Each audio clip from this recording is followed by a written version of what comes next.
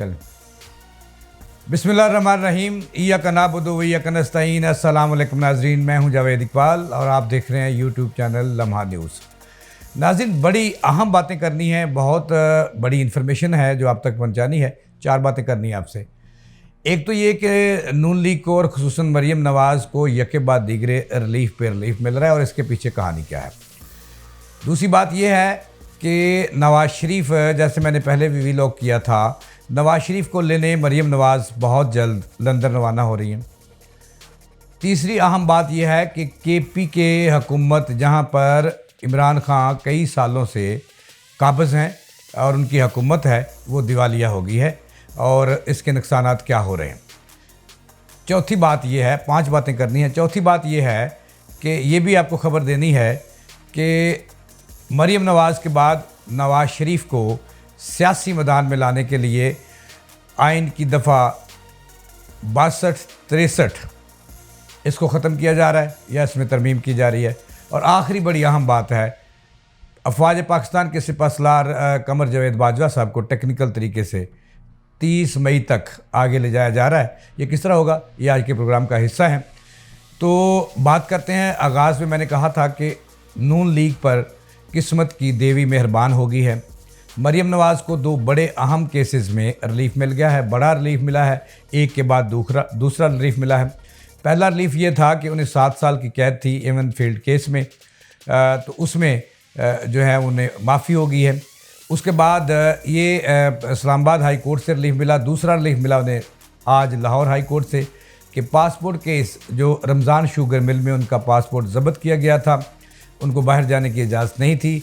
आज मुअज़्ज़ज़ अदालत ने जो है उन्हें पासपोर्ट उनका वापस करने का हुक्म दे दिया। इसका मतलब ये हुआ कि नून लीग और खुसूसन मरीम नवाज़ पर किस्मत की देवी मेहरबान हुई है और कई सालों बाद हुई है। और अब वो जो आपको ख़बर देनी है, ख़बर ये है कि अब वो अपने बाप को लेने, नवाज़ शरीफ को लेने एक पूरे काफ़िले के साथ लंदन रवाना हो रही है और वहाँ से वो नवाज़ शरीफ को लेकर पाकिस्तान लौटेंगी और फिर नवाज़ शरीफ को इमरान खान का मुकाबला करने के लिए मैदान में उतारा जाएगा। इसके साथ ही मैं ये भी खबर दे दूं कि चूँकि नवाज़ शरीफ नाअहल हैं और उन पर अदालत का फ़ैसला है, लिहाजा इसके लिए जो है वो तरमीम की जा रही है कवानीन में। तरमीम ये हो रही है कि मरहूम ज़ियाउल हक़ के दौर में एक तरमीम आई थी कि जो वज़ीर आज़म होगा या जो रुकन कौमी असम्बली होगा वो सादिकुल अमीन होगा और इसके लिए जो आइन की दफ़ा 62-63 है ये लागू की गई थी और इसी की वजह से सादिकुल अमीन नवाज़ शरीफ ना रहे और फिर वो उन्हें अदालतों के चक्कर फिर नाअहल हुए उम्र भर के लिए।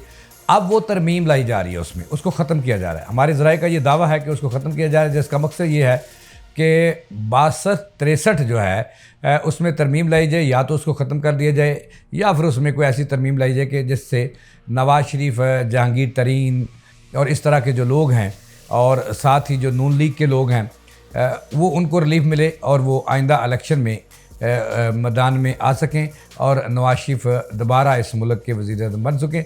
इस पे काम शुरू हो गया है और एक मसवदा जो है वो अवान में जमा करा दिया गया है। इसके बाद मैंने ये आपको बताया कि तीसरी बात जो आपको बतानी थी कि बहुत बड़े धड़ल्ले से बात कर रहे थे इमरान खान साहब के, हमने जो है वो बहुत बड़ा इनकलाब लाया है KPK में। अब KPK में जो हालात हैं वो इंतहाई गुफ्तबह हैं, हालात बहुत बुरे हैं। सूबा दिवालिया होने के करीब है और जिसका सबूत ये है कि आज 4 हो रही है, जब ये प्रोग्राम चलेगा तो 4 अक्टूबर हो जाएगी और 4 अक्टूबर तक जो है ये वहाँ KPK में किसी एक मुलाजम को भी तनख्वाह नहीं मिल सकी, किसी सरकारी मुलाजम को तनख्वाह नहीं मिल सकी। पहले यूनिवर्सिटियाँ दिवालिया हुई, कॉलेज दिवालिया हुए और अब जो है सरकारी मुलाजमिन जो है वो तनख्वाह को तरस रहे हैं। ये तनख्वाहें जो है वो 30 सितंबर को जो है वो उनके अकाउंट्स में रेफ़र की जानी थी, लेकिन अभी तक किसी एक मुलाजम को तनख्वाह नहीं मिली। इसका मतलब ये है कि इनका गोरख धंधा जो था वो सामने आ गया खुलकर कि इनका वहाँ पे क्या हुकूमत है, ज़ीरो है। लोग जो सरकारी मुलाजम है वो जोलियाँ ठा ठा कर तब्दीली खां को बददुआएँ दे रहे हैं और सूबा जो है वो दिवालिया होने के करीब है।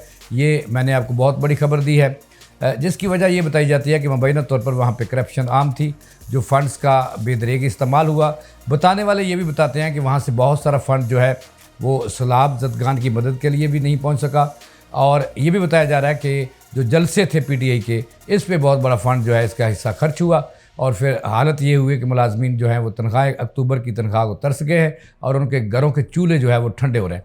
इसके साथ मैंने आपको एक और जिक्र किया था कि और बहुत बड़ी खबर है कि जो सिपह सलार हैं फ़ौज पाकिस्तान के कमर जावेद बाजवा साहब, उन्हें बड़ी टेक्निकल तरीके से, ये मैंने बहुत पहले एक वीलॉग किया था कि उन्हें एक्सटेंशन का नाम नहीं यूज़ किया जाएगा, लेकिन उन्हें जो है ना वो 2023 तक उनकी मुद्दत जो है उसमें इजाफा किया जा रहा है।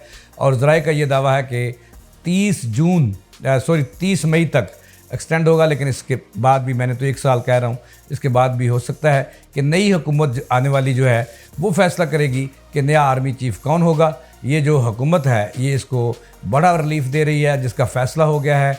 और टेक्निकलिटीज़, जैसे मैंने पहले वीलॉग में कहा था कि इसके लिए कानूनी और आइनी माहिरीन जो है नून लीग के वो सिर जोड़ कर बैठ गए हैं और आसिफ अली जरदारी साहब भी यही चाहते हैं। उन्होंने शहबाज शरीफ को ये बता दिया है कि कमर जावेद बाजवा जो है वो बहुत ज़रूरी हैं, इंदा इलेक्शन भी इनकी क़यादत में ही हों।